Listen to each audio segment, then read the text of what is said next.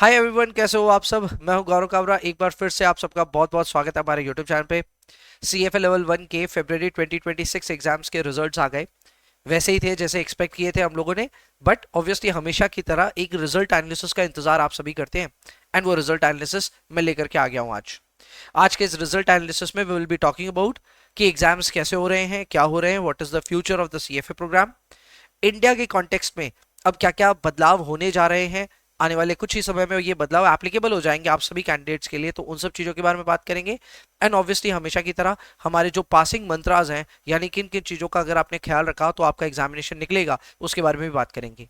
Video ज्यादा लेंदी नहीं होगा, पूरा वीडियो देख सकोगे। मई 26 में अगर आपका एग्जामिनेशन है तब तो आपको क्लियरली ये पूरा वीडियो देखना चाहिए, because this will act as a milestone जो आपको बताएगा एग्जैक्टली किन किन पैरामीटर्स का आपको ध्यान रखना है। इस बार कुछ अलग भी कर रहे हैं हम।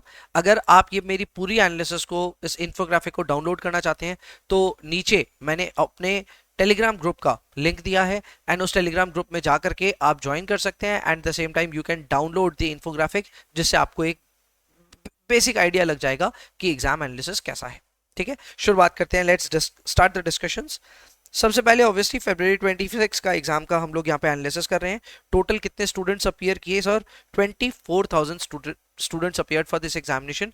Now this is a significant boost in number. अगर हम इसको बात करें अगेंस्ट लास्ट फरवरी 25 के नंबर से कंपेयर करें तो this is about 21% increment, which is quite surprising. हालांकि ये सरप्राइजिंग उतना ज्यादा भी नहीं है, थोड़ा डाइल्यूट कर देता हूं इसको मैं। क्या एक्चुअल में total number of students 21% year on year बढ़े हैं? The answer is no, it should not be like that. Syllabus revise नहीं हुआ है अब काफी टाइम से। तो पहले हमेशा एक टेंडेंसी होती थी दैट फरवरी में ज्यादातर स्टूडेंट्स अपीयर नहीं करते थे, बिकॉज नया सिलेबस एप्लीकेबल होता था। तो most students use to skip February term और मई, नवंबर या फिर मैं अगस्त में एग्जाम्स देते थे। अब क्योंकि सिलेबस इंटैक्ट है लास्ट 3 सालों से, तो ऐसे में फरवरी में भी स्टूडेंट्स ने आराम से एग्जाम दिया है। तो ये नंबर थोड़ा इन्फ्लेटेड है मेरे ख्याल से। मई, अगस्त और नवंबर में उतने बड़े नंबर्स नहीं दिखेंगे जितने बड़े यहाँ पे है, बट स्टिल इंक्रीमेंट तो हुआ ही है, नंबर ऑफ कैंडिडेट्स में बढ़ोतरी हुई है। Will talk about that as well. Okay, इसके अलावा अगर हम बात करें about number of students who have clear the examination, 10,742, again a very good number. Percentage में ये भी लगभग लगभग 20% के आसपास आ रहा है। Also, the passing rate is also 45%, which is consistent with the last February term as well. February 25 में भी 45% था, अभी भी 45% है। इनफैक्ट मैं लगातार ये बात बोल ही रहा हूं that your passing percentage will stay close to 43 to 45% के बीच में, एंड ये कंसिस्टेंट रहने वाला है। In fact your MPS should also be consistent, हम उसके बारे में भी बात करेंगे। Hold on. अब आगे सबसे पहले बात करते हैं about the changing landscape for Indian students. पहले वो बात कर लेते हैं, ठीक है। I still have few more things to discuss, जो मैं ट्रेंड के पॉइंट ऑफ व्यू से डिस्कस करना चाहता हूं। पर पहले इंडियन कॉन्टेक्स्ट में दो बातें साथ में जोड़ करके समझ लेते हैं। नंबर वन, 2027 के एग्जाम्स के चालू होने के साथ साथ अभी रजिस्ट्रेशन जब भी शुरू होगी उसके बाद आप समझ करके चलिए कि डेफरल ऑप्शन अब नहीं मिलेगा। दूसरा, इंस्टीट्यूट ने थोड़े टाइम पहले ही अपने फी स्ट्रक्चर में भी चेंज किया था। पहले होता था कि एक रजिस्ट्रेशन फी होती थी, एक एग्जाम फी होती थी। अब ऐसा कुछ भी नहीं है, there is a single fee that you need to pay. Overall it may look like advantageous for students, but that is not. क्योंकि अब अगर कोई भी स्टूडेंट एग्जाम में फेल होता है तो उसको पूरी फीस दोबारा देनी है। Now what will that implicate on you, वही मैं समझाने जा रहा हूं। नंबर वन, आपके फाइनेंशियल स्टेक्स राइज हो चुके हैं, and now every attempt will look like 1.25 lakhs to 1.35 lakhs. Now this is obviously dependent on our currency fluctuations, but roughly 1.25 to 1.35 lakhs ये आपका मिनिमम खर्चा आएगा for one single attempt। अब क्योंकि deferral का ऑप्शन नहीं है, तो अगर कोई स्टूडेंट एग्जाम में कल को क्लियर नहीं करता है, विच ऑब्वियसली 50% से ज्यादा स्टूडेंट्स तो नहीं क्लियर कर रहे होंगे, उनको वापस इतना खर्चा देना होगा to reappear for the examination. Is this a negative point? Negative अब लगता है हाइंडसाइट में, क्योंकि एक तो इंडिया में 18% जीएसटी लगती है, दूसरा रूपी डॉलर का करेंसी भी अभी बहुत बिगड़ा हुआ है, एंड तीसरा सबसे बड़ा कारण जो मुझे लगता है वो ये है कि इंडिया के कॉन्टेक्स्ट में ये फीस थोड़ी ज्यादा लगती है। मे बी इंटरनेशनल कॉन्टेक्स्ट में ये फीस जस्टिफाइबल होगी, पर इंडियन कॉन्टेक्स्ट में ये एक बहुत ज्यादा फीस तो है, ये बात तो तय है। तो मैं अगर एक इंडियन कॉन्टेक्स्ट से आपको बात समझाऊं तो मैं यही बोलूंगा, भैया अच्छे से पढ़ाई कर लो और एग्जाम दे दो, क्योंकि दोबारा फीस देने में आपका खर्चा बहुत ज्यादा होगा and you would want to avoid that. Next हम बात करते हैं भाई, डेफरल्स आपके 2027 के बाद नहीं रहेंगे। I think this is early to talk about this, क्योंकि 26 के एग्जाम्स मोस्टली आप लोग लिख रहे होंगे, तो आप लोग के लिए डेफरल ऑप्शन रहेगा। 27 वालों के लिए डेफरल नहीं रहेगा, कभी और इस पे खुल करके चर्चा करेंगे। अब आगे आते हैं अबाउट द हिस्टोरिकल ट्रेंड्स 2018 से 2025, क्योंकि 25 के टर्म भी कंप्लीट हो गए, तो एक बार उसको भी डिस्कस कर लेते हैं। नंबर ऑफ स्टूडेंट्स अब थोड़े थोड़े करके बढ़े हैं। Don't look at this diagram, ये डायग्राम गलत है, बट अगर हम नंबर ऑफ स्टूडेंट्स की बात करें तो मैं हमेशा बताता हूं कि प्री कोविड लगभग 1.5 lakh students world wide exam देते थे, जो कि नंबर गिर करके 1 लाख के नीचे कंसिस्टेंटली आ गया था। this term is at around 97,000, correct? So this is obviously not a proper diagram to actually look at the numbers, but फिर भी मैं बता सकता हूं कि 97,000 एक अच्छा नंबर है।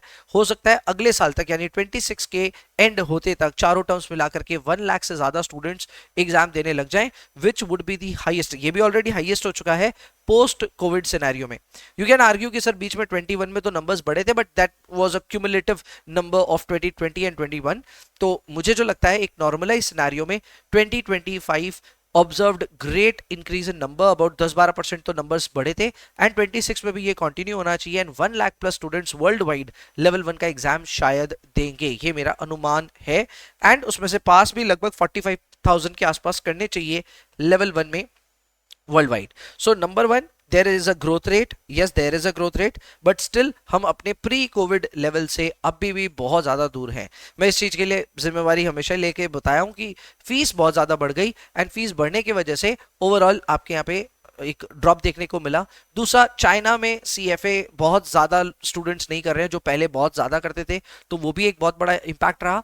इंडिया की अगर हम बात करें तो इंडिया का भी नंबर पहले से तो गिरा है, प्री कोविड बहुत ज्यादा स्टूडेंट्स थे, अब कम है, but still the number is quite healthy even in Indian context, तो वो अच्छी बात है। एंड ऑब्वियसली सीएफए रिकॉग्निशन को लेकर के मेरे को कोई डाउट नहीं है, it is doing well and it will continue to do well even in the future.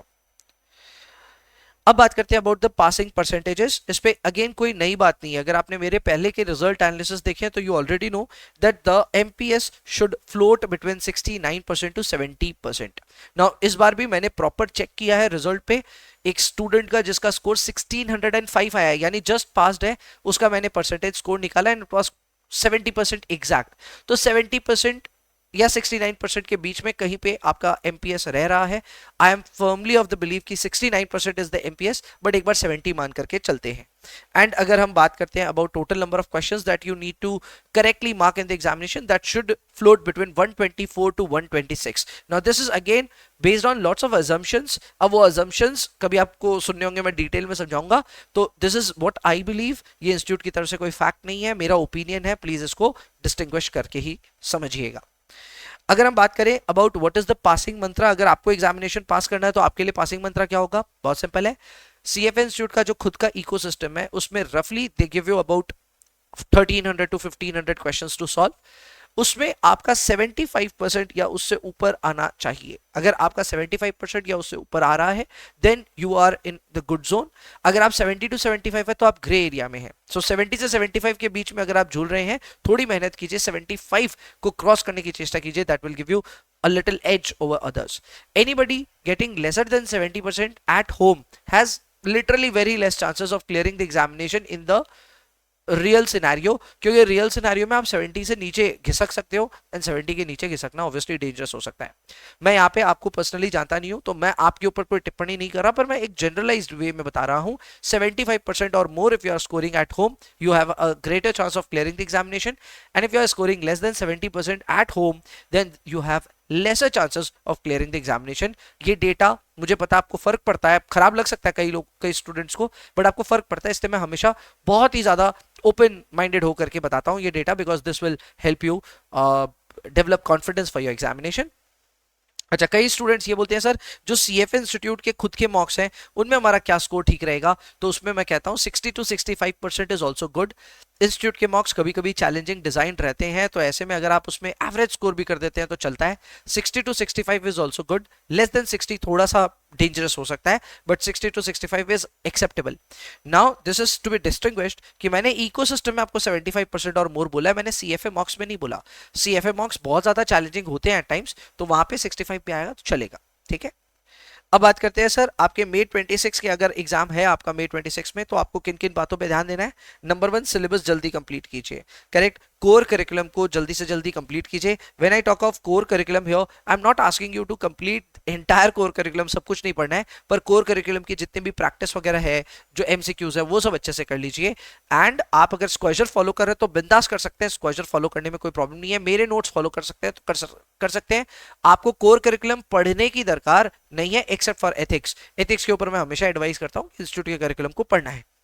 Next, आपका साइकिल क्या है? साइकिल यही है, रिवाइज करो, प्रैक्टिस करो और लर्न करो फ्रॉम योर मिस्टेक्स।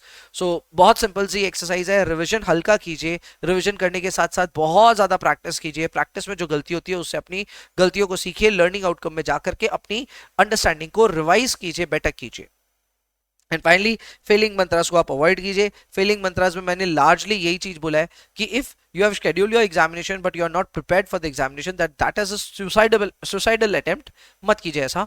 आप अगर अपने जॉब में बहुत बिजी हैं, एग्जाम नहीं दे पा रहे हैं, तो प्लीज डेफर कीजिए। अभी तो ऑप्शन मिल ही रहा है नेक्स्ट ईयर ऑनवर्ड्स डेफरल नहीं मिलेगा, तब आगे का आगे देखेंगे।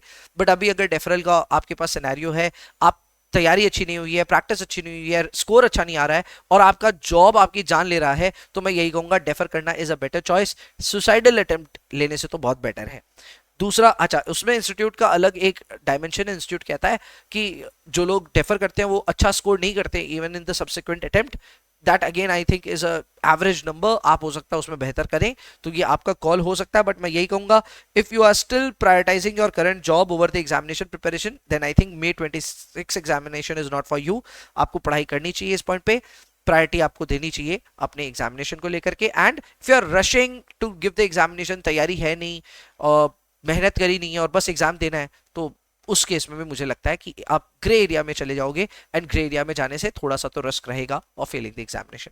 सो this according to me was the entire analysis for February 26 results. Tell me about your thoughts in the comments. अगर आपको कोई भी पर्टिकुलर चीज है जो पूछनी है तो आप कमेंट में डाल सकते हैं। At the same time join our Telegram channel, जहां पे आप जाकर के फर्दर अपडेट्स वगैरह ले सकते हैं। मैं इसका भी इन्फोग्राफिक वहां पे ड्रॉप करूंगा, so that you will be able to download that. अभी के लिए इतना ही रखते हैं। The next one, bye bye.